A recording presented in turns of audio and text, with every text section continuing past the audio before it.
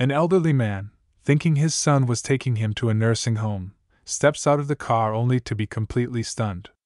What he sees will leave you speechless, a heartwarming twist that will touch your heart.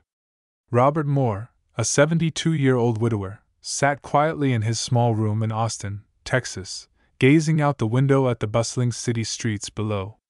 He had always been a man of pride, a man who valued his independence. But now, his body had grown weaker, his memory hazier, and his heart heavier.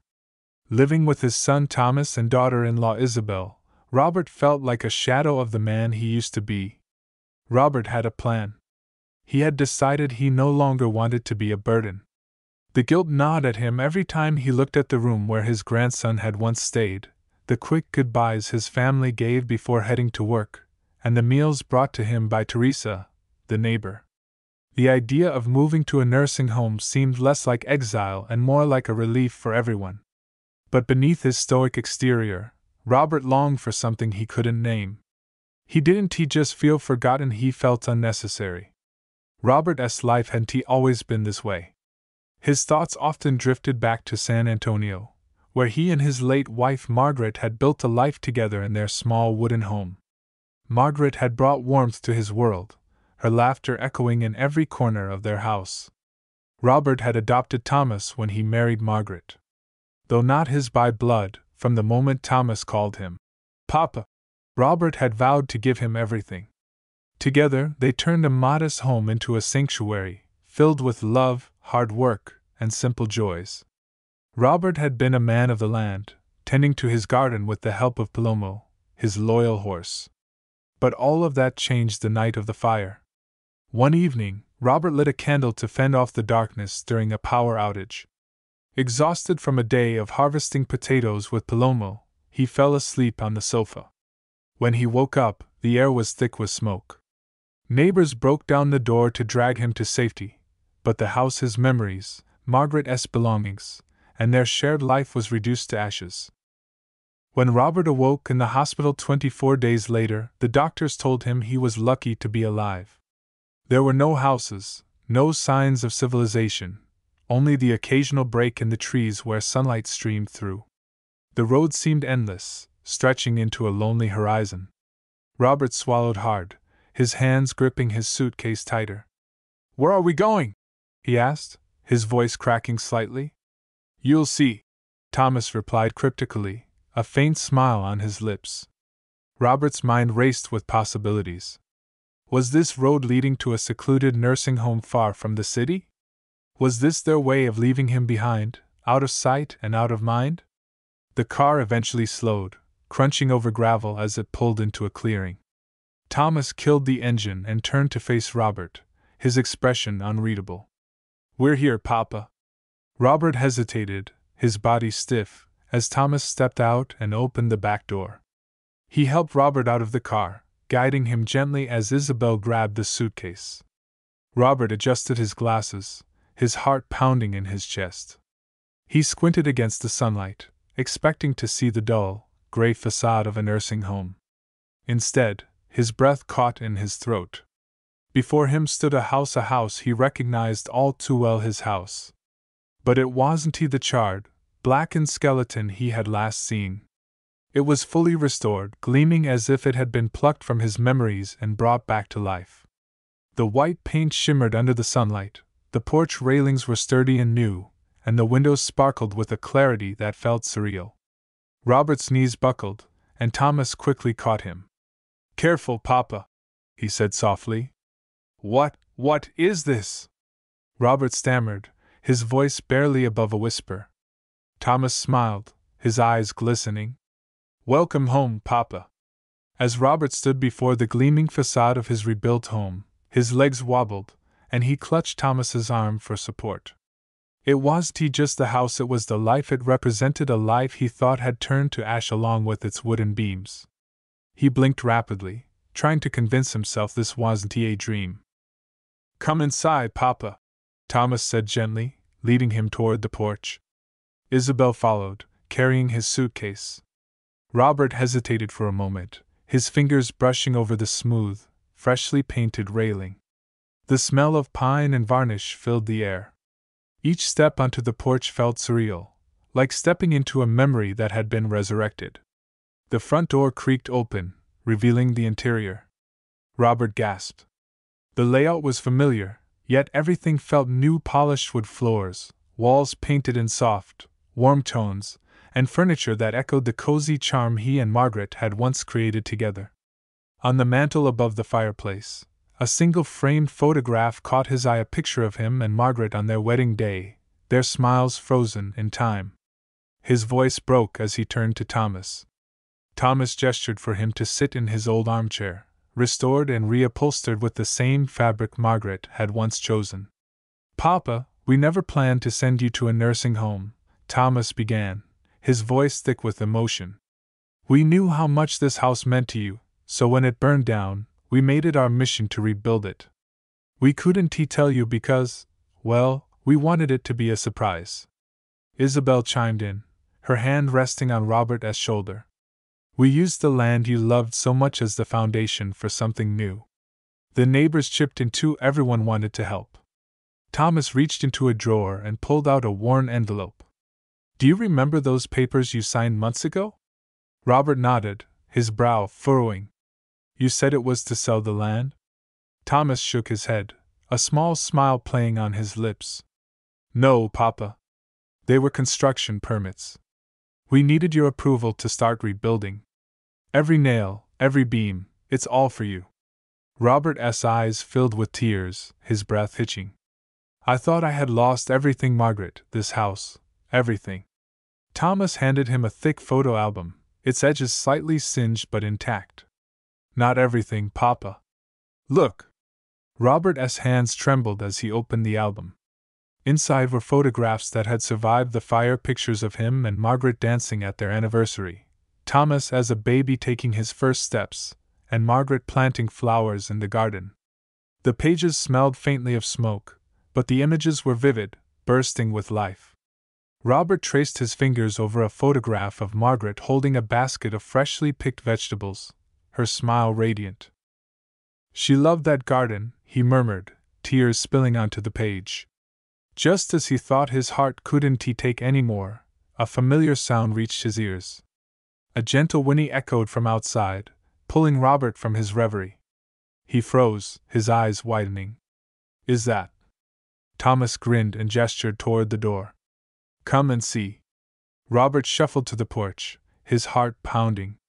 There, tied to a newly built post near the garden, stood Palomo, his beloved horse. The old stallion's coat gleamed in the sunlight, his mane freshly brushed. Robert's breath caught in his throat as Palomo let out another whinny and stomped the ground, as if calling out to him. Robert exclaimed, tears now flowing freely. He hurried down the steps as fast as his legs could carry him. The horse turned its head, recognizing its old master instantly. Robert wrapped his arms around Palomo's neck, burying his face in the animal's mane. "You're alive. I thought I'd lost you too," Robert said. Isabel joined Thomas on the porch, watching the emotional reunion. "We found him a few weeks after the fire," Isabel explained. "He wandered into the outskirts of town. The neighbors helped care for him until we could bring him back." Robert stood there for a long moment, his hand gently stroking Palomo's mane. The warmth of the horse's body, the solid feel of the house behind him, and the presence of his family filled him with a deep, unshakable peace. He turned back to Thomas, his voice choked with gratitude. "You did all of this for me?" Robert asked, his voice trembling. Thomas nodded. "You've done so much for me, Papa. For us. This is just a small way to show you how much we love you." Robert shook his head, overcome. "This isn't small, Mijo. This is everything." That evening, as the sun dipped below the horizon, painting the sky with hues of orange and pink, Robert sat on the porch with Thomas and Isabel. Palomo grazed peacefully in the yard, and the distant sound of crickets filled the air. Robert clutched the photo album to his chest, a smile playing on his lips. For the first time in years, he felt whole. His heart, once heavy with loss and loneliness, was now brimming with joy. The home he thought he'd lost forever had been returned to him not just in bricks and wood, but in love, effort, and family. I was wrong, Robert said softly, breaking the silence. I thought I was a burden, but you've shown me that I'm anything but. Thomas reached over and clasped his father's hand. You're not a burden, Papa. You're our foundation. Robert looked at his son, then at the house, then at Palomo grazing peacefully. For the first time in years, he allowed himself to believe it. Overwhelmed with gratitude, Robert hugged Thomas tightly. I'm so sorry, Mijo, he said. I doubted you and thought you didn't care. Thomas shook his head. You've never been a burden, Papa. We just wanted to give you the home you loved. You deserve it. That evening, Robert unpacked in his rebuilt home, his heart full for the first time in years. As the sun dipped below the horizon, casting a golden glow over the newly rebuilt house, Robert found himself standing in the middle of the living room, his eyes darting from corner to corner. Every detail, every plank, every photograph on the wall spoke of love, dedication, and a son's unwavering commitment to his father. Thomas stood beside Robert, a quiet smile on his face.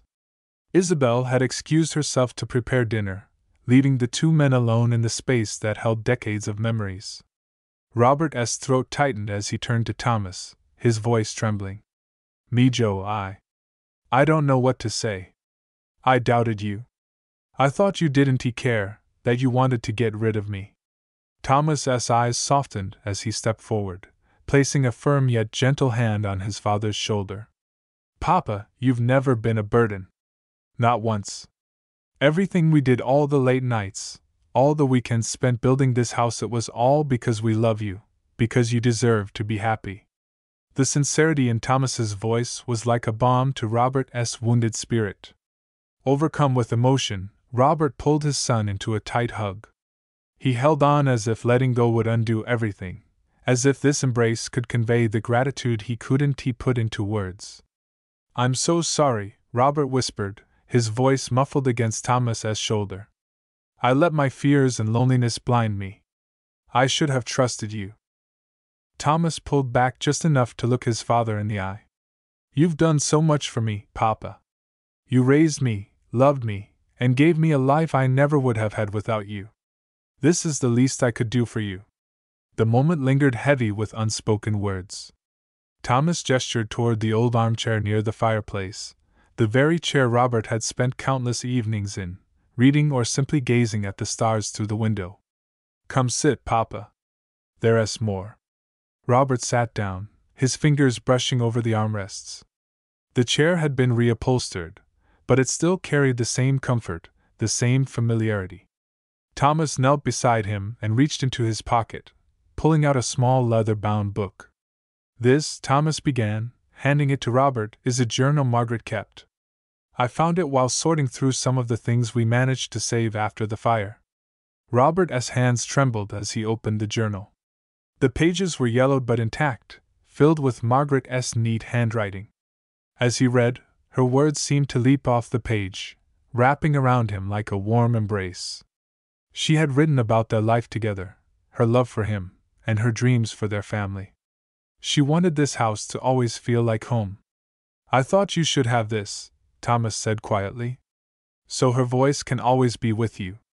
Robert's vision blurred as tears filled his eyes. Thank you, he choked out. This means everything to me. Later that evening, after dinner, Robert began unpacking his belongings. Thomas and Isabel had left him to settle in, promising to return the next day with supplies to help him get started on his garden. As Robert opened his suitcase, he felt a strange sense of peace wash over him. He pulled out his old photo frames, placing them carefully on the mantel. A picture of Margaret, smiling in their garden, took center stage, her presence anchoring the room. Next, he arranged small keepsakes, a carved wooden bird Margaret had once gifted him, a brass key from the original house, and a clock that had been in the family for decades. Each item carried a story, a memory now intertwined with this new chapter of his life. As Robert continued unpacking, he came across a small box at the bottom of his suitcase. Inside was an envelope addressed to Thomas. It was a letter Robert had written weeks ago, during one of his loneliest nights in Austin. In it, he had apologized for being a burden and asked Thomas to forgive him for the trouble he had caused. Robert held the letter in his hands for a long moment before tearing it into pieces. "No more doubts," he said softly to himself. "Thomas has shown me that love doesn't count burdens. It only counts blessings." Before turning in for the night, Robert stepped out onto the porch. The air was cool and fresh, carrying the faint scent of earth and wild flowers. Palomo stood grazing nearby, lifting his head as Robert approached. He ran his hand along the horse's mane, speaking to him as if they'd never been apart. "We're home, Palomo," Robert said with a smile.